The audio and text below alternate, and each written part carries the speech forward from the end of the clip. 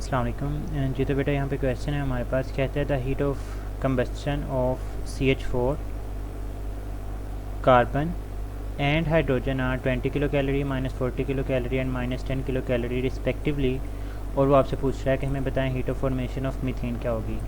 अब बेटा यहाँ पर आपके पास पहले इस चीज़ के लिए हम लोग क्वेश्चन को सॉल्व करें, दो चीज़ों के बारे में इंफॉर्मेशन होना ज़रूरी है। The first one is enthalpy of combustion.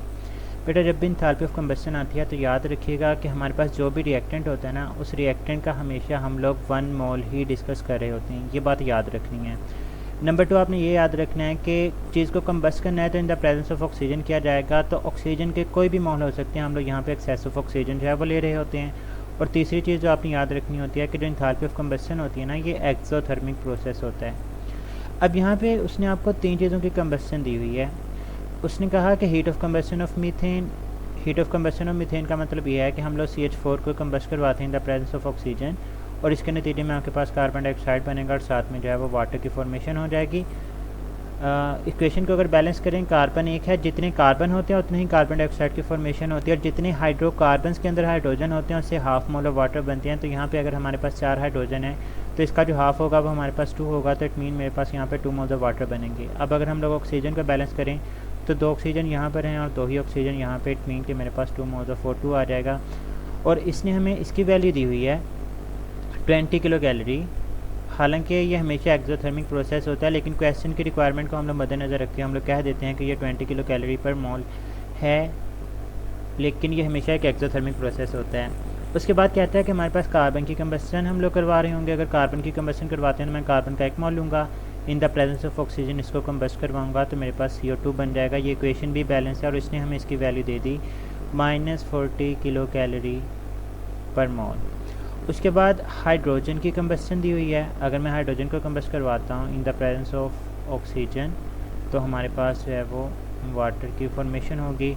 अगर मैं इस इक्वेशन को बैलेंस करना चाहूँ तो यहाँ पे हमारे पास, चूँकि जब भी हम लोगों ने इंथैल्पी ऑफ कंबस्शन को डिस्कस करना है तो रिएक्टेंट का एक ही मोल होना चाहिए, तो इस इक्वेशन को बैलेंस करने के लिए मैं हाफ O2 से मल्टीप्लाई कर देता हूँ और इसकी जो वैल्यू है वो हमें उसने दी हुई है -10 किलो कैलोरी पर मोल। अब वो आपसे पूछता है heat of formation of methane क्या है। अब बेटा हीट ऑफ फॉर्मेशन के रिगार्डिंग जो आपने चीज़ें याद रखनी है, जब भी हीट ऑफ फॉर्मेशन की बात आती है तो याद रखिएगा आपके पास प्रोडक्ट का 1 मोल होना ज़रूरी होता है। प्रोडक्ट मस्ट बी 1 मोल।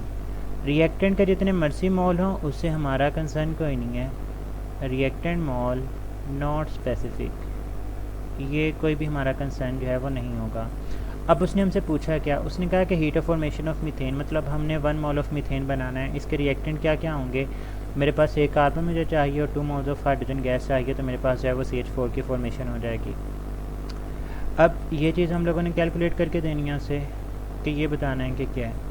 इसके लिए हम लोग जो है वो हेसिस लॉ अप्लाई करेंगे। हेसिस लॉ हमें क्या कहता है, हेसिस लॉ के मुताबिक हम लोग इसके 2 रूट्स बना लेंगे। पहला रूट मैंने सामने अभी बनाया हुआ है, डेल्टा H0 जो है वो हमने कैलकुलेट करना है। दूसरे रूट के मुताबिक हम लोग क्या करेंगे कि कार्बन को पहले कन्वर्ट करेंगे किसके अंदर, कार्बन डाइऑक्साइड के अंदर, और हाइड्रोजन को कन्वर्ट करेंगे हम लोग वाटर के अंदर, और फिर इन दोनों को मिला के हम लोग जो है वो CH4 की फॉर्मेशन जो है वो करवा सकते हैं। तो हम लोग देखते हैं कि ये जो हमारे पास रूट 1 है, मैं इसको अलग कलर से मेंशन कर देता हूँ।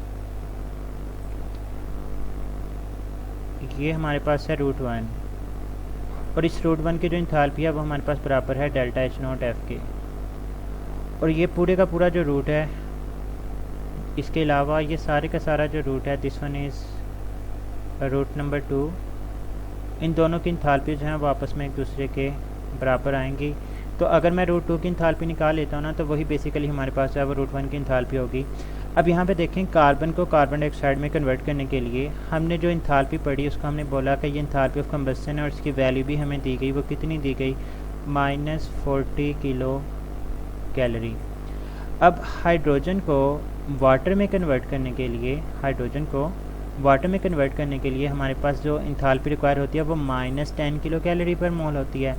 बेटा अगर यहाँ पे हमारे पास हाइड्रोजन का 1 ही मोल होता ना, तो हमारे पास वाटर, हमने बोलना था कि enthalpy of combustion of hydrogen is -10 kilo calorie, लेकिन यहाँ पे हमारे पास 2 मोल्स हैं। अगर 2 मोल्स हैं तो इट मीन मेरे पास ये -20 किलो कैलोरी पर मोल होगी। अब ये जो थर्ड हमारे पास इंथाल्पी है, इस इंथाल्पी के अंदर क्या है कि हमारे पास कार्बन डाइऑक्साइड और वाटर जो है वो आपस में मिलके CH4 की जो है वो फॉर्मेशन कर रहे हैं। लेकिन हमें जो डाटा गिवन है उस डाटा के मुताबिक क्या है कि CH4 डीकम्पोज होकर CO2 प्लस H2O बना रहा है। लेकिन हमें वैल्यू किसके लिए चाहिए? हमें चाहिए कि CO2 प्लस वाटर मिलके मीथेन की जो है वो फॉर्मेशन करें। बेटा अगर CH4 की कंबस्शन की वैल्यू आपको 20 किलो कैलोरी दी गई है ना, तो इस रिएक्शन का जब हम लोग रिवर्स करेंगे, मतलब CO2 और वाटर को मिला के जब हम लोग CH4 बनाएंगे, तो इसके लिए मैग्नीट्यूड सेम रहेगा, सिर्फ आप लोग इसकी जो वैल्यू का जो साइन होगा ना वो चेंज हो जाएगा। फॉर एग्ज़ाम्पल CH4 अगर टूट के CO2 प्लस 2H2O बना रहा है, इसकी वैल्यू 20 किलो कैलोरी दी गई है, और अगर आप लोग CO2 और 2H2O को मिला के CH4 बनाना चाहते हैं तो अब इसकी जो वैल्यू होगी वो हमारे पास क्या आ जाएगी? -20 किलो कैलोरी पर मोल आ जाएगी। तो इसका मतलब रूट 2 के अंदर हमारे पास 3 इंथाल्पीज़ इन्वॉल्व थी। अगर मैं इन तीनों इंथाल्पीज़ को सम करता हूँ ये जो तीनों इंथाल्पीज़ होंगी, पहली इंथाल्पी हमारे पास आई -40 किलो कैलोरी, प्लस जो दूसरी इंथाल्पी है वो हमारे पास आई -20 किलो कैलोरी, प्लस जो हमारे पास तीसरी इंथाल्पी है वो हमारे पास आई -20 किलो कैलोरी। तो ये जो प्लस के साइन है ये माइनस के अंदर कन्वर्ट हो जाएंगे, तो -40 -20 बेटा ये आपके पास -80 किलो कैलोरी पर मोल जो है वो हमारे पास आंसर बन रहा होगा। होप सो कि ये कंसेप्ट आपको क्लियर है। एनी कन्फ्यूजन तो आप कमेंट सेक्शन में पूछ सकते हैं। अपना बहुत सारा ख्याल रखिएगा। अल्लाह हाफिज़।